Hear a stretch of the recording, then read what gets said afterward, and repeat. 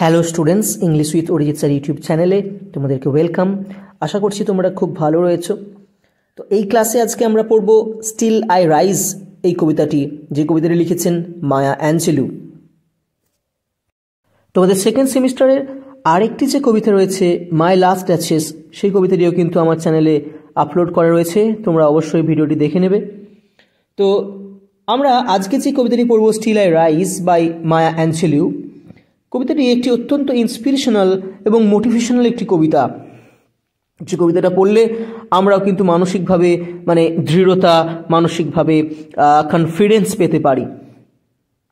তো কবিতাটি পড়া শুরু করার আগে যে দুটো জিনিস আমরা একটুখানি অবশ্যই দেখে নেব, সেটা হচ্ছে অ্যাবাউট মায়া অ্যাঞ্জেলু, অর্থাৎ লেখিকার জীবনী সম্পর্কে আমরা অল্প বিস্তর জানব, এবং তারপর এই কবিতাটা লেখার পিছনে যে একটা ব্যাকগ্রাউন্ড রয়েছে সেই ব্যাকগ্রাউন্ডটাও কিন্তু আমরা অবশ্যই একটুখানি জেনে নেব। তারপর আমরা মূল কবিতাটি পড়তে শুরু করব। কবিতাটি খুবই সহজ কবিতা, তোমরা যদি ক্লাসটি পুরোটি শেষ পর্যন্ত দেখো কবিতাটি খুব সহজে বুঝতে পারবে। তো চলো আমরা প্রথমে দেখে নিই মায়া অ্যাঞ্জেলু সম্পর্কে। তো এই মায়া অ্যাঞ্জেলু জন্মগ্রহণ করেছিলেন 1928 খ্রিস্টাব্দে। কোথায় না আমেরিকার মিসৌরি প্রদেশের সেন্ট লুইসে, এবং তিনি তার পূর্বের নাম ছিল তার অ্যাকচুয়াল যেটা তার ফ্যামিলির দেওয়া নাম তা ছিল মার্গারেট অ্যানি জনসন, এবং পরবর্তীকালে তিনি মায়া অ্যাঞ্জেলু নামে বিখ্যাত হয়েছিলেন। এই মায়া অ্যাঞ্জেলুয়ের চাইল্ডহুডটা ছিল অত্যন্ত কষ্টদায়ক, যন্ত্রণাদায়ক, ডিস্টার্ব চাইল্ডহুড, কিন্তু সেই সমস্ত বাধা বিপত্তি অতিক্রম করে তিনি কিন্তু একজন অত্যন্ত অনুপ্রেরণাদাত্রী নারীতে পরিণত হয়েছিলেন।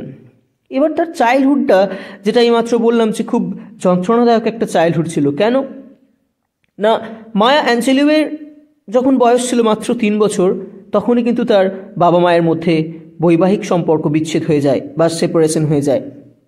তার ফলে মায়া অ্যাঞ্জেলু কিন্তু তার গ্র্যান্ড মাদারের কাছে চলে যান, এবং 7 বছর বয়সে মায়া কিন্তু আবার ফিরে আসেন তার মায়ের কাছে, এবং সেখানেতে তিনি কিন্তু তার মায়ের যে বয়ফ্রেন্ড, যার নাম ছিল ফ্রিম্যান, তার দ্বারা কিন্তু তিনি ফিজিক্যালি মলেস্টেড হন only at the age of 7।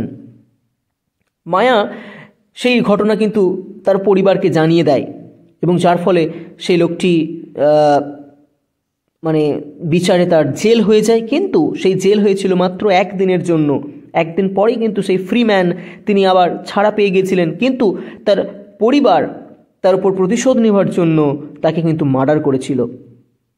এই ঘটনার ফলে মায়া অত্যন্ত শকড পান, এবং তিনি কিন্তু ট্রমাটাইজড হয়ে পড়েন, এবং তিনি প্রায় 5 বছর নির্বাক হয়ে যান। তারপর বার্থা ফ্লাওয়ার নামক একজন ম্যাডাম, তিনি কিন্তু আবার তার সেই ট্রমাটিক সিচুয়েশন থেকে, তার ওই পরিস্থিতি থেকে তাকে আবার বেরিয়ে আসতে সাহায্য করেছিলেন।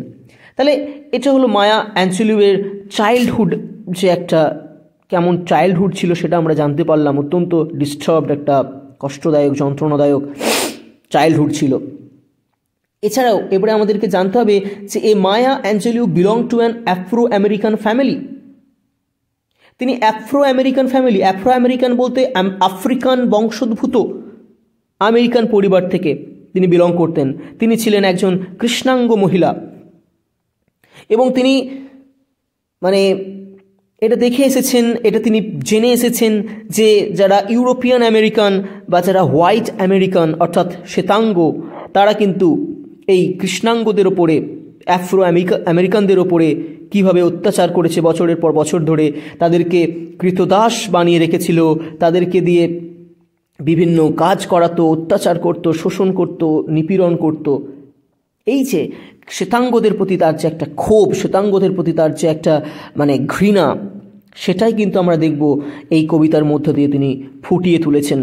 তিনি বারবার একটা সমাজকে বা একটা শ্রেণীর মানুষকে তিনি প্রশ্ন করছেন, এই কবিতাটা পড়ার সময় আমরা দেখতে পাবো।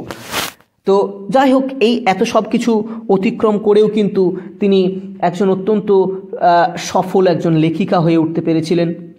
তিনি তার থ্রু আউট হার লাইফ তিনি কিন্তু বিভিন্ন রকমের ভোকেশন বা বিভিন্ন রকমের প্রফেশন কিন্তু তিনি অ্যাডপ্ট করেছিলেন, লাইক এ ডান্সার, সিঙ্গার, ঠিক আছে, একজন ফিল্ম অ্যাক্টর, ফিল্ম মেকার, এই সমস্ত বিভিন্ন রকমের পেশার সঙ্গে তিনি যুক্ত ছিলেন।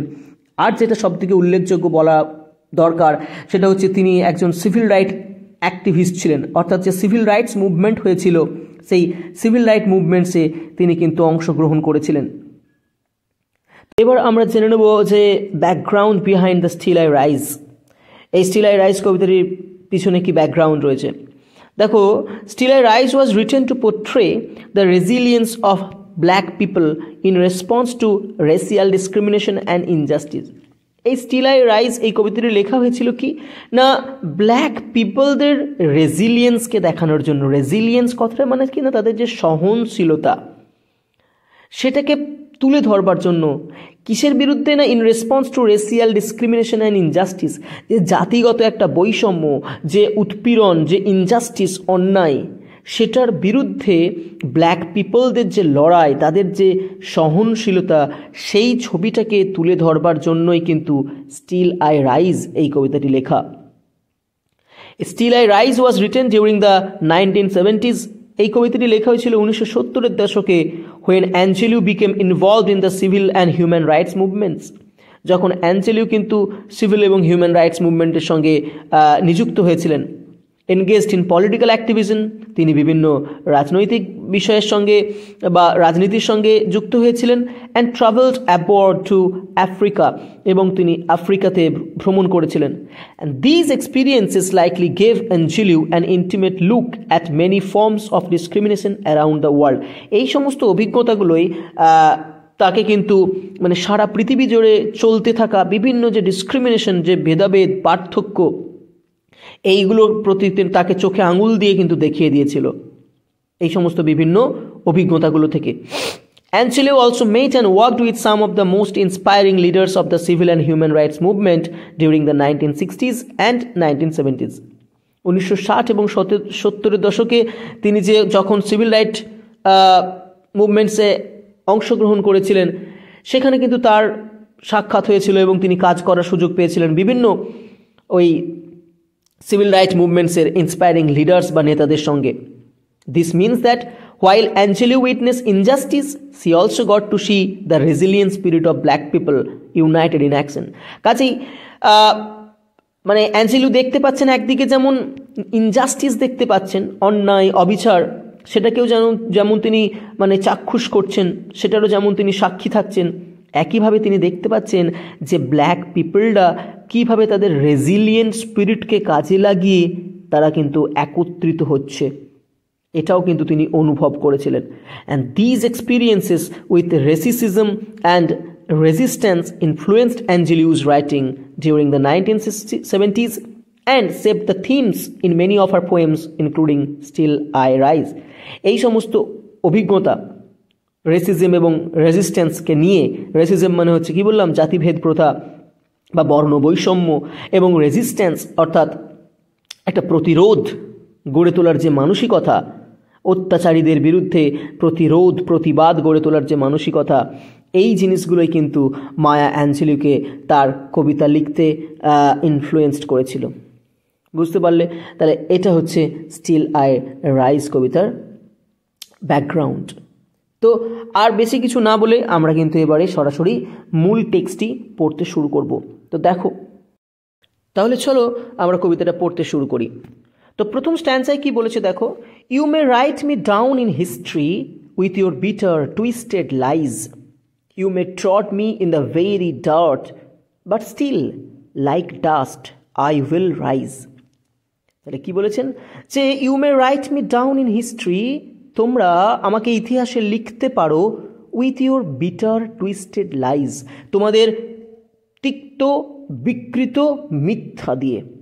তাহলে এই যে প্রথম সেন্টেন্সে ইউ বা দ্বিতীয় সেন্টেন্সে যে ইয়োর, তুমি বা তোমরা, এখানে তুমি বা তোমরা বলতে কবি কাদেরকে উদ্দেশ্য করে বলছেন না? The অপ্রেশার, namely the white স্কিন্ড people, যে মানে অত্যাচারী শ্বেতাঙ্গ মানুষদের কথা বলছেন, যে শ্বেতাঙ্গ মানুষেরা বছরের পর বছর ধরে আমেরিকার যারা মানে ব্ল্যাক স্কিন পিপল, কৃষ্ণাঙ্গ মানুষদের উপরে অত্যাচার করেছেন, নিপীড়ন করেছেন, তাদেরকে মানে ঘৃণার চোখে দেখেছেন, সেই অপ্রেশারদের উদ্দেশ্য করে তিনি বলছেন, ইউরোপিয়ান আমেরিকান বলা হয়, তো তাদের উদ্দেশ্য করে উনি বলছেন যে তোমরা কি করতে পারো না, তোমাদের তিক্ত বিকৃত মিথ্যে দিয়ে ইতিহাসের পাতায় আমাকে লিখে রাখতে পারো।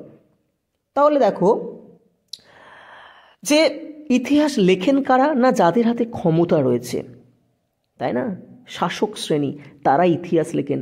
এবং তারা ইতিহাসটা লেখেন সবসময় কিভাবে না, নিজেদের হয়ে সাফাই দেওয়ার জন্য তারা ইতিহাসটা লেখেন। তারা ইতিহাসটা এমনভাবেই লেখেন যাতে করে মানে নিজেদেরকে মানে ফেয়ার দেখানো যায়, নিজেদেরকে নির্দোষ দেখানো যায়, তাই না? ইতিহাসের একটা ঘটনাকে না বিভিন্ন দৃষ্টিকোণ থেকে দেখা যেতে পারে। যেমন একজন মানুষকে স্থানীয় লোকজন হয়তো বলবে শহীদ, কিন্তু শাসকের দৃষ্টিতে সেই ছিল বিদ্রোহী, তাই না? যে লোকটাকে একটা নির্দিষ্ট অঞ্চলের মানুষ বলবেন যে ইনি শহীদ হয়েছেন, আবার শাসক শ্রেণী বলবেন যে এই লোকটা ছিল বিদ্রোহী, ঠিক আছে, হি ওয়াজ আ রেবেল। তাহলে ইতিহাসকে বিভিন্ন দৃষ্টিকোণ থেকে বিচার করা যেতে পারে। এবং সবসময় যারা মানে সুবিধাভোগী শ্রেণী, তারা ইতিহাসটা লেখেন কিভাবে না, বিকৃত করে দিয়ে। তারা যেটা অ্যাকচুয়াল, যেটা ফ্যাক্ট, সেটাকে কিন্তু তারা মানে উপস্থাপন করেন না। সবসময় মানে নিজেদেরকে আড়াল, নিজেদের দোষগুলোকে, নিজেদের মানে কুকীর্তিগুলোকে আড়াল করার জন্য, ঢাকবার জন্য তারা কিন্তু আসল ঘটনাগুলোকে বিকৃত করে মিথ্যা দিয়ে ইতিহাসটা লেখেন। আর এই যে এখানে মি বলেছিলেন, রাইট মি, আমাকে লিখে রাখতে পারেন, এখানে মি বলতে কিন্তু লেখিকা শুধুমাত্র নিজেকে বোঝাচ্ছেন না, তার যে মানে বর্ণের যত মানুষ আছে, যত কৃষ্ণাঙ্গ মানুষ আছেন, সবাইকারই তিনি কিন্তু মানে রিপ্রেজেন্টেটিভ, প্রতিনিধি। তারপরে বলেছে you may Trott me in the very dirt. Dirt মানে হচ্ছে ময়লা, নোংরা, কাদা। আর ট্রড কথাটার মানে হচ্ছে মারিয়ে যাওয়া, স্টেপ ডাউন করে যাওয়া। তাহলে বলছে তোমরা আমাকে নোংরার মধ্যে ফেলে পায়ে দোলে যেতে পারো, পায়ে মারিয়ে যেতে পারো।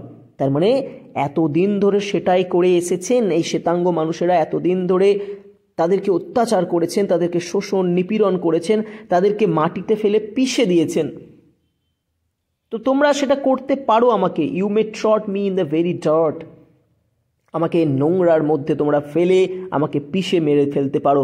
বাট স্টিল, কিন্তু তারপরও লাইক ডাস্ট, ধুলোর মতো, আই উইল রাইজ, আমি উঠে আসব। এই যে এখানে ডাস্ট ওয়ার্ডটা, এখানে একটা বিবলিক্যাল রেফারেন্স রয়েছে। বাইবেলে বলা হয়েছে কি না, god created human beings out of dust and after death we will turn into dust again. যে ঈশ্বর নাকি ধুলোর থেকে মানুষকে সৃষ্টি করেছিলেন এবং মৃত্যুর পর কিন্তু আমরা আবার সেই ধুলোতে পরিণত হয়। তো এখানে একটা বিবলিক্যাল রেফারেন্স আমরা পেলাম। তো এটা গেল প্রথম স্ট্যান্জাটা। আশা করছি তোমাদের খুব একটা বুঝতে অসুবিধা হবে না, খুব সহজ লাইনগুলো ছিল। তাহলে প্রথম লাইন থেকেই তিনি কিন্তু তার যে একটা প্রতিবাদী সুর, তার যে একটা ইনডমিটেবল স্পিরিট, ঠিক আছে, সেটা কিন্তু আমরা দেখতে পেলাম প্রথম স্ট্যান্জাতেই। নাও come to the second স্ট্যান্জা। Does my শ্যাসিনেস upset you? Why are you beset with gloom? Cause I walk like I have got oil Wales pumping in my living room. তাহলে দেখো এখানে পরপর দুটো সেন্টেন্সে কিন্তু দুটো কোয়েশ্চেন রয়েছে, দুটো রেটোরিক্যাল কোয়েশ্চেন বলতে পারি আমরা। রেটোরিক্যাল কোয়েশ্চেন কি না, যে কোয়েশ্চেনের কিন্তু কোনো আনসার হয় না, রাদার যে কোয়েশ্চেনগুলো ইউজ করা হয় মানে কোনো একটা স্টেটমেন্টকে আরও এমফ্যাটিক্যালি দেখানোর জন্য, আরও জোর দিয়ে বলার জন্য ব্যবহার করা হয় কোয়েশ্চেনটা। তাহলে প্রথম সেন্টেন্সে কি বলেছিলেন যে ডাজ মাই স্যাসিনেস আপসেট ইউ? এই স্যাসিনেস মানে হচ্ছে বোল্ডনেস, কনফিডেন্স, আমার ঔদ্ধত্য, আমার বেহায়াপনা, এইগুলো কি তোমাকে আপসেট করে, তোমাকে মানসিকভাবে ভেঙে ফেলে, ভেঙে দেয়? মানে আমার স্যাসিনেস দেখে, আমার বোল্ডনেস দেখে, আমার অডাসিটি দেখে, আমার ইম্পিউডেন্স দেখে, আমার ঔদ্ধত্য দেখে তুমি কি মানসিকভাবে ভেঙে পড়ছো? তার মানে উনি বলতে চাইছেন যে হ্যাঁ, তার এই উঠে আসা দেখে, তার এই বারবারন্ত দেখে যারা শ্বেতাঙ্গরা, যাদেরকে তিনি এখানে উদ্দেশ্য করে বলছেন, তারা কিন্তু আপসেট হয়ে পড়ছে। কেন? দেখো, কেন মালিক শ্রেণী বা শাসক শ্রেণী কখনোই চান না যে যারা শ্রমিক তারা উঠে আসুক। তারা সবসময় চান যে যারা শ্রমিক, যারা শ্রমজীবী মানুষ, তারা সবসময় তাদের পায়ের নিচে থাকুক, তাদের তোষামোদ করে চলুক। তাদের মধ্যে ঔদ্ধত্য দেখতে কখনোই কিন্তু মালিক শ্রেণী চান না। সেই জন্যই লেখিকা বলছেন যে আমি এই যে উঠে আসছি, আমি এই যে চোখে চোখ রেখে তোমাদের সঙ্গে কথা বলার স্পর্ধা দেখাচ্ছি, আমার এই যে আস্পর্ধা, এটা দেখে কি তোমরা আপসেট হচ্ছ? তার মানে তোমরা আপসেট হচ্ছ। Why are you বিশেড with gloom? বিশেড মানে হচ্ছে আচ্ছন্ন হয়ে পড়েছ, আর গ্লুম মানে হচ্ছে বিষণ্ণতা। তোমরা কেন বিষণ্ণতায় আচ্ছন্ন হয়ে পড়ছ? Cause I walk like I have got oil wells pumping in my living room. Cause মানে হচ্ছে বিকজ। তার কারণ কি? I walk like, আমি এমনভাবে হাঁটি যেন I have got oil wells, যেন আমি পেয়ে গেছি তেলের কূপ। Pumping in my living rooms, যেটা কিনা আমার লিভিং রুমেতে বসে বসে আমি পাম্পিং করছি এবং তেল উত্তোলন করছি। মানে আমার বসার ঘরে যে ওয়েলস বা তেলের কূপ আমি পেয়ে গেছি এবং সেই তেলের কূপ থেকে পাম্পিং করে আমি তেল উত্তোলন করছি। তাহলে এইখানে যে একটা উনি ইমেজ এই যে দেখালেন, তেলের কূপ বা সেখান থেকে তেল উত্তোলন করা, এটার মানে কি? দেখো, অয়েল ওয়েলস যাদের থাকে তারা কিন্তু অত্যন্ত মানে মানে বৃত্তবান হন, তারা অত্যন্ত মানে রিচ হন, ধনী হন, তাই না? তাহলে এখানে অয়েল ওয়েলস সিম্বলাইজেস ওয়েলথ, ধনসম্পদকে এর প্রতীক হিসেবে কবি এখানে ব্যবহার করেছেন অয়েল ওয়েলস। কবির সম্পদ কি না? তার কনফিডেন্স, তার যে মানে তার যে ডিটারমিনেশন, এইগুলো হচ্ছে কবির মানে ওয়েলথ বা সম্পদ। তিনি বলতে চাইছেন যে আমি এমনভাবে হাঁটি যেন আমার লিভিং রুমের মধ্যে আমি কোনো অয়েল ওয়েলস খুঁজে পেয়েছি, তেলের কূপ খুঁজে পেয়েছি, এবং যেটা আমি পাম্পিং করে তেল তুলে এনে বিক্রি করে প্রচুর প্রচুর টাকা উপার্জন করছি। কেন কবি বলছেন এই কথা? না, কবি এখানে বলছেন মানে সি জোকিংলি সেইড দ্যাট যে she appears to be the owner of an oil well from the style and gait of her walking. তিনি মজা করে বলছেন যে তার এই চলনভঙ্গি দেখে মনে হয় তিনি যেন একজন তৈলকূপের মালিক। ঠিক আছে, কবি এমনভাবে কনফিডেন্সের সঙ্গে তিনি হেঁটে চলেছেন যে তাকে দেখে মনে হয় তিনি একজন ভেরি ওয়েলদি পারসন, অত্যন্ত ধনী একজন ব্যক্তি। তার এখানে তিনি তার মানে হাঁটা স্টাইলটাকে বর্ণনা করছেন যে তিনি কতটা কনফিডেন্টলি হাঁটেন। ঠিক আছে, আর সেই সমস্ত দেখেই কি ওই হোয়াইট স্কিন পিপলরা তারা আপসেট হয়ে পড়ছে, তারা বিষণ্ণতায় আচ্ছন্ন হয়ে পড়ছেন? এরকম কিন্তু রেটোরিক্যাল কোয়েশ্চেন করেছেন উনি। নাও come to the third স্ট্যান্জা। Just like moons and like Sans with the eternity of Tides, just like hope springing high, still I rise. তাহলে কি বলছেন? Just like moons and like Sans, ঠিক চন্দ্রের মতো, ঠিক সূর্যের মতো, with the eternity of Tides, with the certainty of Tides, extremely sorry, অর্থাৎ জোয়ারের নিশ্চয়তা নিয়ে। Just like hope springing high, ঠিক যেমন করে আশা ঊর্ধ্বে উঠে যায়, ঠিক সেইভাবে স্টিল আই উইল রাইজ, একইভাবে আমিও কিন্তু ওপরে উঠে যাব। তাহলে এই স্ট্যান্সাটাকে আমরা যদি একটু ভালো করে এক্সপ্লেন করি, কী হবে দেখো। তো বলছে জাস্ট লাইক মুনস, তিনি এখানে বেশ কিছু ন্যাচারাল ফেনোমেনন বা ন্যাচারাল এলিমেন্টসের কথা বলছেন, যেমন মুনস, সানস, এগুলো হচ্ছে ন্যাচারাল এলিমেন্টস। দেখো এই চন্দ্র, সূর্য, এরা কিন্তু আকাশে মানে আবহমান কাল ধরে রয়ে আসছেন। সূর্য ঠিক প্রত্যেক দিন পূর্ব আকাশে উদিত হবে, পশ্চিম আকাশে অস্ত যাবে। চাঁদের বেলাতেও তাই, চাঁদও আকাশে উঠবে। আবার জোয়ার, এই চন্দ্র সূর্যের আকর্ষণে আমরা জানি পৃথিবীতে মানে সমুদ্রে বা নদীতে প্রত্যেক দিন যে জোয়ার ভাটা হয়, এগুলো হচ্ছে কি, এগুলো ইটার্নাল, এগুলো কিছু মানে ন্যাচারাল ফেনোমেনন্স, এগুলো কোনো দিন চেঞ্জ হবে না। তাহলে এইগুলো যেমন নিশ্চিত, এগুলো যেমন সার্টেন কিছু ফেনোমেনন্স, কবি বলছেন যে আমাদের উঠে আসাটাও সেটাও কিন্তু ইজ ভেরি সার্টেন, সেটা অত্যন্ত নিশ্চিত। ঠিক একই নিশ্চয়তার সঙ্গে আমরাও কিন্তু ক্রমশ মানে সমাজের ওপরের দিকে উঠে আসব। Just like hope springing high, যেমন করে আশা, আশা বলতে এখানে কিসের আশা? না সমাজে তাদের যে ইকুয়ালিটি বা সাম্যতা আদায় করা বা সাম্যতা নিয়ে আসার যে একটা আশা, এই আশা কিন্তু ক্রমশ ওপরের দিকে উঠে যাচ্ছে। ঠিক আছে, এবং কবি বলছেন যে আমি কিন্তু ঠিক একদিন না একদিন উপরে উঠে আসব, আমি ঠিক জেগে উঠব। এখানে আর একটা জিনিস দেখো, সানস, মুনস এগুলোকে কিন্তু মানে প্লুরাল হিসেবে ইউজ করা হয়েছে, যদিও আমরা জানি চাঁদ একটাই, সূর্য একটাই। তাহলে এর কারণ কি হতে পারে না, she may do it to mean the continuous appearance of the sun and the moon in the sky. হয়তো তিনি এমনটা করেছেন, মানে সানস, মুন এগুলোকে প্লুরাল ব্যবহার করেছেন, যে চন্দ্র সূর্যের যে মানে অবিরাম আবির্ভাব, এরা যে প্রত্যেক দিন ওঠে সেই জিনিসটাকে দেখানোর জন্য। বা ইট মে মিন days and Knights which are caused by them. হয়তো ডে মানে এখানে মুনস বলতে রাত্রি, অ্যান্ড সানস বলতে দিনকে বোঝানো হয়েছে, মানে চাঁদ এবং সূর্যের দ্বারা সৃষ্ট দিন রাত্রিগুলোকে বোঝানোর জন্য তিনি এগুলোকে মানে প্লুরাল নাউন্স হিসেবে ব্যবহার করেছেন। তাহলে এগুলো হচ্ছে প্রবাবল কারণ। তাহলে নিশ্চয়ই থার্ড স্ট্যান্সাটা তোমরা বুঝতে পেরেছো খুব সুন্দর করে। উনি এখানে বেশ কিছু ন্যাচারাল ফেনোমেনসকে দেখিয়েছেন, ন্যাচারাল অবজেক্টসকে দেখিয়েছেন, যে এগুলো হচ্ছে কি না, এগুলো হচ্ছে অত্যন্ত সার্টেন, এগুলো ঘটেই চলেছে এবং ঘটতে থাকবে, এবং এদের মতনই সার্টেন বা নিশ্চিত হলো কি না তার উঠে আসাটা। বোঝা গেল? Next answer, did you want to see me broken, bowed head and lowered eyes, soldiers falling down like teardrops, weakened by my soulful cries।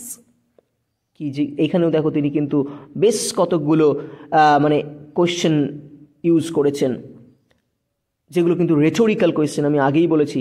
দেখো প্রথম লাইনে বলেছে did you want to see me broken, তোমরা কি চাও আমাকে ভেঙে যেতে দেখতে, যে আমি ভেঙে পড়েছি সেই অবস্থায় কি আমাকে দেখতে চাও? তার মানে yes you want to see me broken, তোমরা চাও দেখতে আমি ভেঙে পড়েছি, আমি মানসিকভাবে শারীরিকভাবে ভেঙে পড়েছি, এটা তোমরা দেখতে চাও। It's your desire.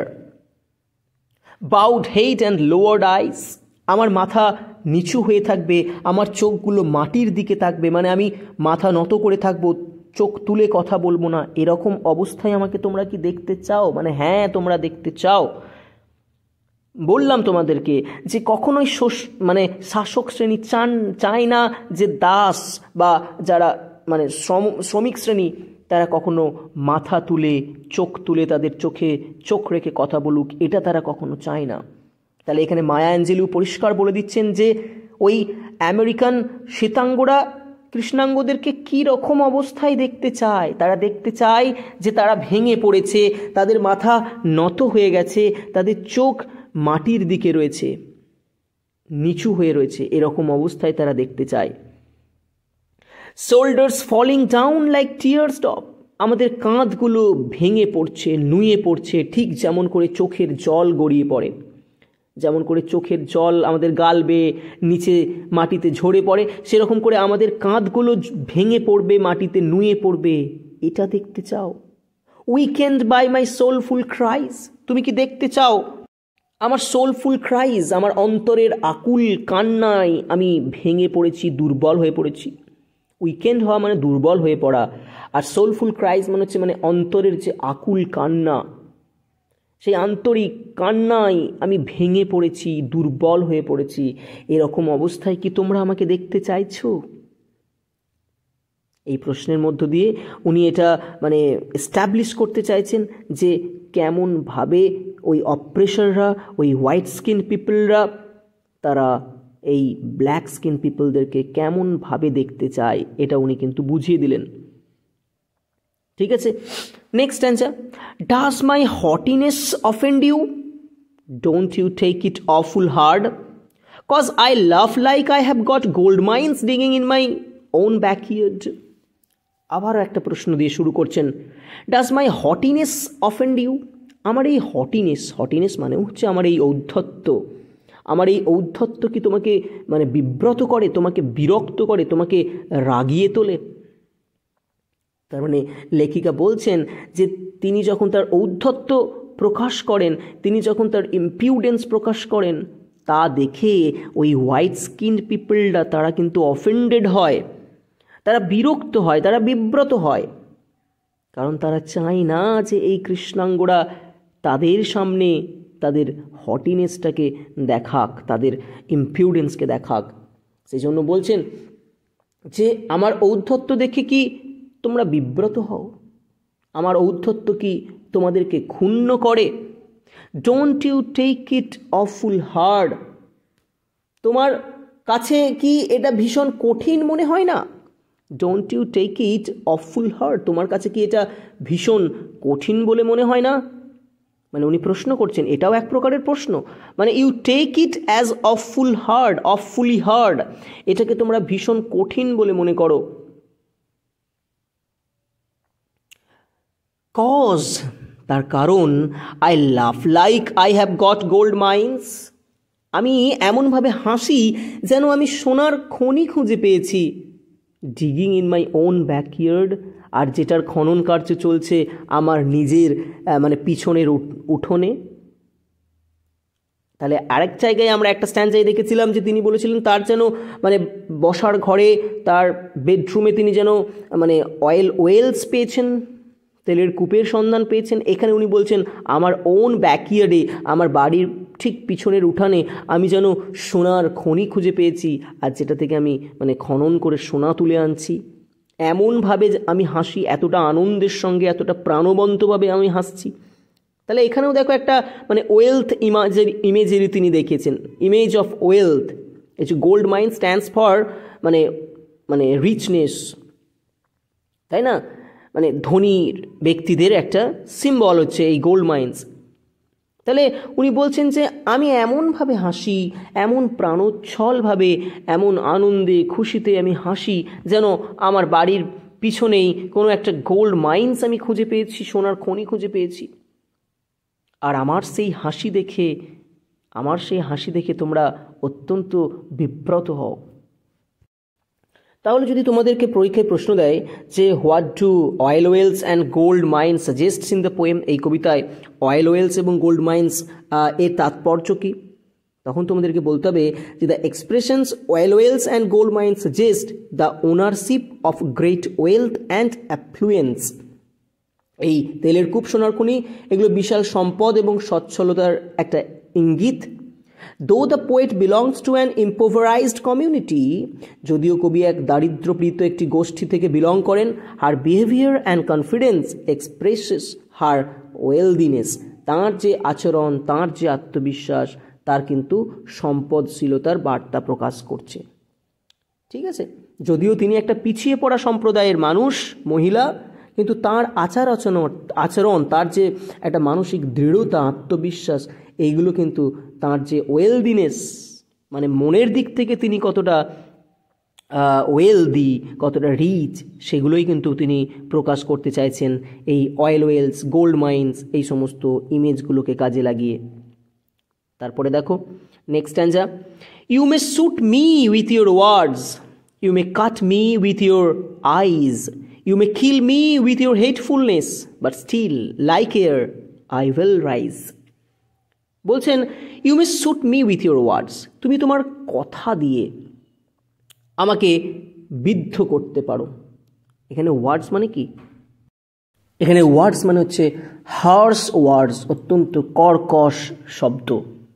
ঠিক আছে, ওই শ্বেতাঙ্গরা কৃষ্ণাঙ্গদের ওপর যে হার্শ ওয়ার্ড ইউজ করে, অ্যাপ্লাই করে, সেগুলোকে উনি বলছেন যে তুমি তোমার ওই কর্কশ শব্দ দিয়ে, ভাষা দিয়ে আমাকে বিদ্ধ করতে পারো, আমাকে শ্যুট করতে পারো। You may cut me with your eyes, তুমি তোমার ওই দৃষ্টি দিয়ে, তোমার ওই নিষ্ঠুর দৃষ্টি দিয়ে, ক্রুয়েল ওয়ে অফ মানে সিইং, তোমার ওই নিষ্ঠুর দৃষ্টি দিয়ে তুমি আমাকে কি করতে পারো না, আমাকে কেটে ফেলতে পারো। You may cut me with your eyes, তুমি তোমার ওই নিষ্ঠুর দৃষ্টি দিয়ে আমাকে কেটে ফেলতে পারো। বা you may kill me with your হেটফুলনেস, তুমি তোমার ঘৃণা দিয়ে আমাকে মেরে ফেলতে পারো। হেটফুলনেস মানে হচ্ছে ঘৃণা। তাহলে দেখো, যদি আমরা কাউকে মানে কাউকার প্রতি যদি আমরা ঘৃণা প্রকাশ করি না, তাহলে সেই মানুষটা কিন্তু মানে অনেকটাই মানসিকভাবে মানে কষ্ট পায়, যন্ত্রণা পায়, মানে তাকে কিছুটা হলেও মেরে দেওয়ার মতো অবস্থা হয়। কারোর প্রতি যদি আমরা ঘৃণা প্রকাশ করি, এর ক্ষমতা এতটাই যে একটা মানুষকে কিন্তু মানে মেন্টালি তাকে ডিপ্রেসড করে দেওয়া সম্ভব। তাই বলছে তোমরা তোমাদের ঘৃণা দিয়ে, তোমাদের হেটফুলনেস দিয়ে আমাদেরকে মেরে ফেলতে পারো। তাহলে এইগুলো থেকে আমরা কি জানতে পারছি? যে এই কাজগুলোই করে থাকেন ওই হোয়াইট অপ্রেশাররা। তাদের কথা দিয়ে, তাদের কর্কশ শব্দ দিয়ে, ভাষা দিয়ে, তাদের ওই নিষ্ঠুর চাহনি দিয়ে, তাদের ঘৃণা দিয়ে তারা কৃষ্ণাঙ্গদেরকে বিদ্ধ করে, তাদেরকে কেটে ফেলে, তাদেরকে মানসিকভাবে হত্যা করে ফেলে। তো লেখিকা তার ইনডোমিটেবল স্পিরিট থেকে বলছেন যে এইগুলোর পরেও, বাট স্টিল তারপরেও, লাইক এয়ার, বাতাসের মতো আই উইল রাইজ, আমি উঠে আসবো। তাহলে তিনি নিজেকে এখানে বাতাসের সঙ্গে তুলনা করছেন। দেখো, বাতাস কিন্তু কাউকে পরোয়া করে না, বাতাস তার নিজের ইচ্ছায় বয়ে যায়, এবং সে যখন বয়ে যায় তখন কিন্তু বড় বড় কিন্তু বিশাল বিশাল ঝড় তৈরি হয়, তাই না? তো বলছেন আমি সেই বাতাসের মতো উঠে আসব। তাহলে একইভাবে আমরা এই স্ট্যান্জাতেও কবির একটা ইনডোমিটেবল স্পিরিট, তার যে কনফিডেন্স, সেটা দেখতে পাচ্ছি। Next answer, does my সেক্সিনেস upset you? Does it come as a surprise that I dance like I have got diamonds at the meeting of my thighs? তাহলে এখানে কি বলছেন কবি? যে ডাজ মাই সেক্সিনেস আপসেট ইউ? আমার সেক্সিনেস, আমার যে ফিজিক্যাল অ্যাপিল, আমার যে মানে শরীরী আবেদন, সেক্সিনেস মানে হচ্ছে ফিজিক্যাল অ্যাপিল বা শরীরী আবেদন, সেটা কি তোমাকে আপসেট করে? তোমাকে কি মানে বিপর্যস্ত করে? তোমাকে কি হয়রান করে, মানসিকভাবে ভেঙে দেয়? Does it come as a surprise? এটা কি তোমার কাছে একটা আশ্চর্য বিস্ময় বলে মনে হয়? তাহলে দেখো, আবার একটা রিটোরিক্যাল কোয়েশ্চেন। মানে এখানে কবি বলছেন যে the physical appeal of the poet surprises আর অপ্রেসার্স। তার যে শারীরিক আবেদন, সেটা কিন্তু এই অপ্রেসার বা উৎপীড়কদেরকে বিস্মিত করে তোলে। ঠিক আছে, এই রেটোরিক্যাল কোশ্চেনটা করে তিনি এটাই বলতে চাইছেন যে তার যে শারীরিক আবেদন, সেটা কিন্তু ওই তার মানে অপ্রেসারদেরকে বিস্মিত করে, সারপ্রাইজ করে, তাদেরকে আপসেট করে দেয়। That I dance like I have got ডায়ামন্ডস at the meeting of my thighs, যে আমি এমনভাবে নাচি, আই হ্যাভ গট ডায়ামন্ডস, যেন আমি পেয়ে গেছি হীরা, at the meeting of my thighs, আমার উরুসন্ধিতে। মিটিং অফ মাই থাইজ মানে হচ্ছে আমার উরুসন্ধিতে যেন আমি ডায়মন্ডস পেয়েছি। এ দেখো, এই ডায়মন্ডস এটাও হচ্ছে আরেকটা মেটোনিমি ফর ওয়েলথ, সম্পদের মেটোনিমি হিসেবেই ব্যবহার করেছেন। যেমন করে অয়েল ওয়েলস, যেমন করে গোল্ড মাইন্স ব্যবহার করেছিলেন, সেরকম করে ডায়মন্ডস ইউজ করেছেন। ঠিক আছে, তাহলে when the poet dances, she dances in such a way that reveals the true value of our physical wealth. যখন তিনি নাচেন, ঠিক আছে, তখন সেই নাচের মধ্য দিয়ে তার যে শারীরিক সম্পদ, ঠিক আছে, তার যে প্রকৃত মূল্য, তার শারীরিক সম্পদের যে প্রকৃত মূল্য, সেটা প্রকাশ পায়। তার নাচ দেখে যেন মনে হয় যে তিনি তার উরুসন্ধিতে ডায়মন্ডস খুঁজে পেয়েছেন। তাহলে এই পুরো স্ট্যান্জাটা জুড়ে দ্য পোয়েট সেলিব্রেটস হার ওম্যানহুড। লেখিকা কিন্তু তার ওম্যানহুডকে তিনি এখানে সেলিব্রেটস করেছেন। C presents herself as a woman and proud of her valuable ওম্যানহুড। তিনি নিজেকে তিনি এখানে মহিলা হিসেবে তার যে পরিচয়, সেটা প্রকাশ করছেন, এবং নিজের মূল্যবান নারীত্বের জন্য তিনি গর্ববোধ করছেন। ঠিক আছে, next স্ট্যান্জা, out of the hertz of history same I rise, up from a past that is rooted in pain I rise. I am a black ocean, leaping and wide, wailing and swelling I bear in the tide. কি বলছেন? যে out of the hertz of history same I rise. ইতিহাসের যে লজ্জার কুটির, তার থেকে আমি উঠে আসি। অত্যন্ত important phrase, history shame, huts of history shame. ইতিহাসের লজ্জার যে কুটির, বা এখানে হার্টস মানে হচ্ছে কি, মানে স্টোর হাউস, ইতিহাসের যে লজ্জার স্টোর হাউস আছে, সেখান থেকে আমি উঠে আসি। তাহলে হিস্ট্রি সেম বলতে এখানে কি বোঝানো হয়েছে? দেখো, এখানে হিস্ট্রি সেম বলতে কবি বুঝিয়েছেন দ্য নটোরিয়াস স্লেভ ট্রেড, যে কুখ্যাত দাস ব্যবস্থাটা, which was carried on for centuries by the white men, যা শ্বেতাঙ্গ মানুষেরা বহু শতাব্দী ধরে মানে চালিয়েছিলেন, সেই স্লেভ ট্রেড, সেই দাস প্রথাকে এখানে উনি বলছেন মানে ইতিহাসের লজ্জার কুটির। ঠিক আছে, আই রাইজ, তো সেখান থেকে আমি উঠে আসব, সেই লজ্জার ইতিহাসের মধ্য থেকে আমি উঠে আসব। আপ ফ্রম এ পাস্ট, এমন একটা অতীত থেকে আমি উঠে আসব, that is rooted in pain, যে ইতিহাসটা যন্ত্রণার মধ্যে প্রথিত রয়েছে, যার শিকড়টা যন্ত্রণার মধ্যে মানে গাঁথা রয়েছে, এইরকম একটা অতীত থেকে উঠে আসব। তাহলে এইগুলো সবই কিসের মানে ইন্ডিকেশন করছে? ওই স্লেভ ট্রেডকে, দাসত্ব প্রথাকে, যে হোয়াইট অপ্রেসাররা এই মানে কৃষ্ণাঙ্গদের ওপরে যে কি প্রচণ্ড হারে নিপীড়ন, শোষণ, অত্যাচার করত, সেগুলোর কিন্তু এখানে আমরা মানে একটা ইনডিরেক্ট হিন্ট পাচ্ছি তার এই কথার মধ্য থেকে। Up from a past that is rooted in pain I rise, আমি সেই ইতিহাস থেকে উঠে আসব যে ইতিহাসের শেকড় কিন্তু যন্ত্রণার মধ্যে লুকিয়ে রয়েছে। তার মানে ওই হোয়াইট অপ্রেসাররা তাঁর বর্ণের মানুষদের ওপরে যে যন্ত্রণা দিয়েছে, যে কষ্ট দিয়েছে, সেখান থেকে আমি কিন্তু উঠে আসব। I am A black Ocean. এবারে লেখিকা নিজেকে তুলনা করলেন একটা কৃষ্ণ সাগরের সঙ্গে, একটা ব্ল্যাক ওশিয়ানের সঙ্গে তুলনা করলেন। কেন তিনি নিজেকে ব্ল্যাক ওশিয়ানের সঙ্গে তুলনা করেছেন? না, the poet has called herself a black ocean because she belong to the Afro American community which is black and as powerful and lively as the great ocean. তাহলে দুটো কারণ, একটা হচ্ছে ব্ল্যাক, ব্ল্যাক বলতে তিনি তার আফ্রো আমেরিকান কমিউনিটিটাকে এখানে তুলে ধরছেন, যে তিনি একটা মানে আফ্রো আমেরিকান কমিউনিটি থেকে বিলং করেন যাদের গাত্র বর্ণ হচ্ছে কালো। আর ওশিয়ান বলতে এখানে তিনি বোঝাচ্ছেন যে this black people they are as powerful and as lively as great Ocean.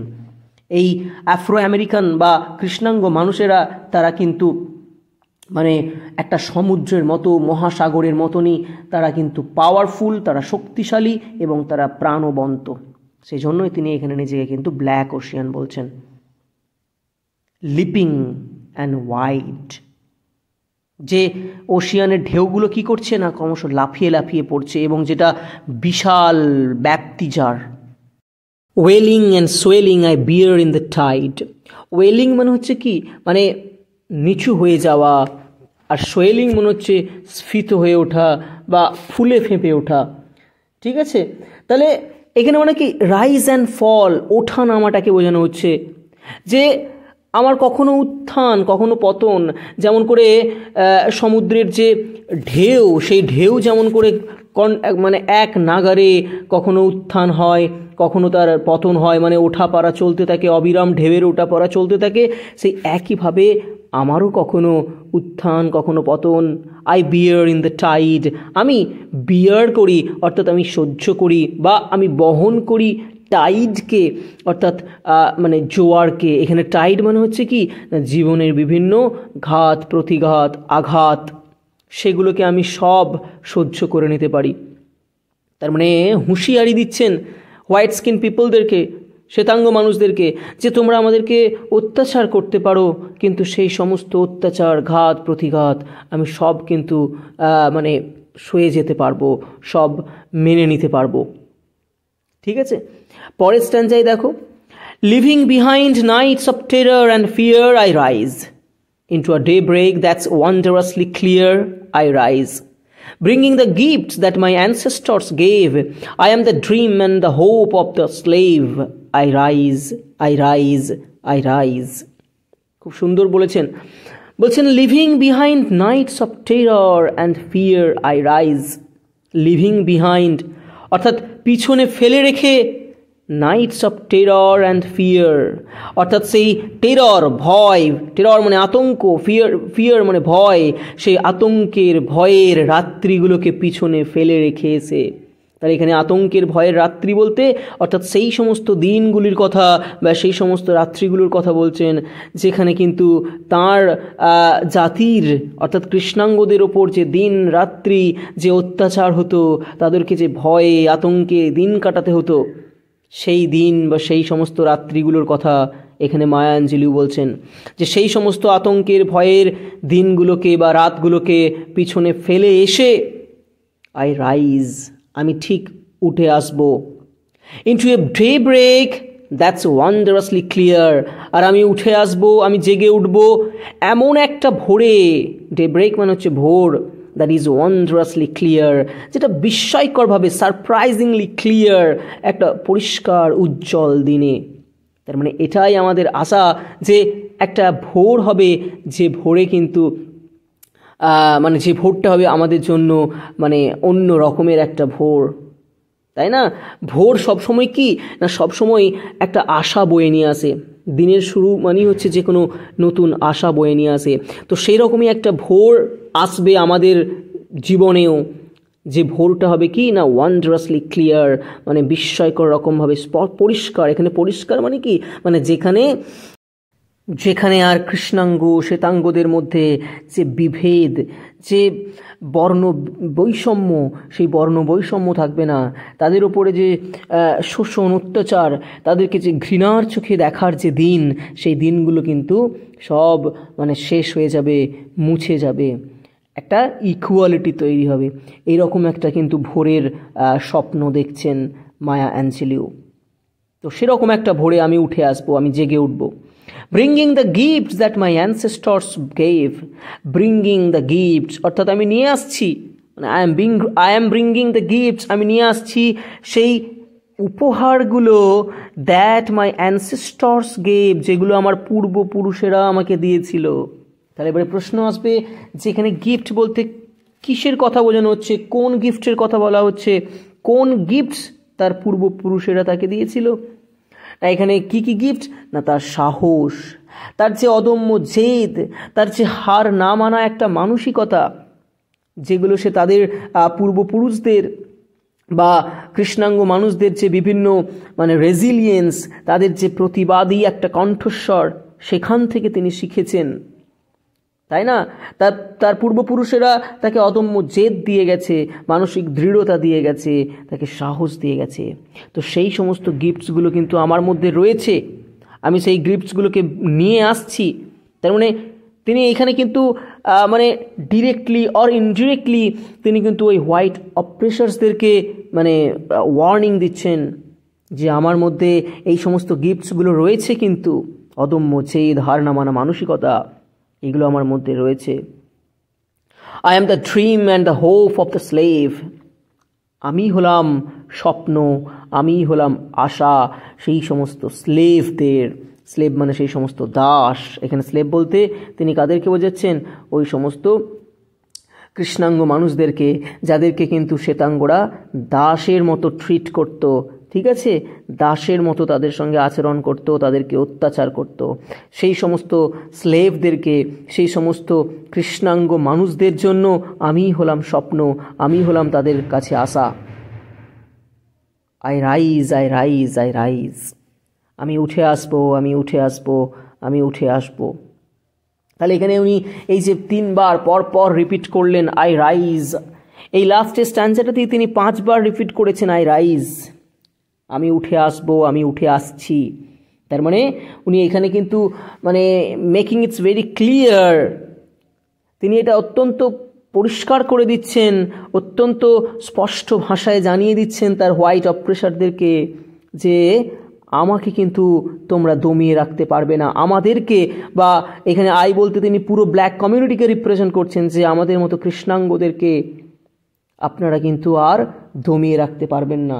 আমরা কিন্তু ঠিক মানে সব কিছুর বাঁধন ভেঙে, হ্যাঁ, আমরা কিন্তু ঠিক আবার জেগে উঠবো, আমরা ঠিক উঠে আসবো, আমরা আমাদের সাম্যের অধিকার ঠিক আদায় করে নেব। এই হুঁশিয়ারিটা কিন্তু তিনি দিয়ে যাচ্ছেন হোয়াইট পিপলদের উদ্দেশ্যে। তাহলে এই গেল স্টিল আই রাইজ কবিতাটা, ঠিক আছে, খুব ভালো একটি কবিতা। আশা করব যে তোমরা কবিতাটা এনজয় করেছো। যদি ভালো লেগে থাকে, কবিতাটা বুঝতে পারো, অবশ্যই রিকোয়েস্ট করব তোমরা ভিডিওটিকে লাইক করবে এবং ভিডিওটি একটু বন্ধুদের মধ্যে শেয়ার করবে, আর অবশ্যই চ্যানেলটির পাশে থাকার জন্য চ্যানেলটিকে সাবস্ক্রাইব করবে। এবং এই কবিতা থেকে যদি তোমাদের কোনো প্রবলেম হয়ে থাকে, অবশ্যই কমেন্ট সেকশনে জানাবে আমাকে, আমি রিপ্লাই দেওয়ার চেষ্টা করব। তো পরবর্তী কোনো ভিডিও নিয়ে আসছি খুব শীঘ্রই, ততদিন তোমরা ভালো থেকো, ঠিক আছে।